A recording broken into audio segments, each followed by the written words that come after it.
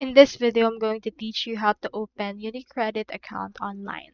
To do this, you first need to head over to unicreditbank.sk and you should be able to see right here this. So click onto this login option and click on online banking. From in there, you can find your online banking website. So the website that I've said earlier is actually for Slovakia. So head over and then choose the one that you have on your country. They offer options for this country right here, so you can open those that you need to do this for this case. Now, in order to open an account, you just need to actually get or locate a branch near you. So for this case, you can see in here your actual account. Then on this case, just head over and then try to sign up for it.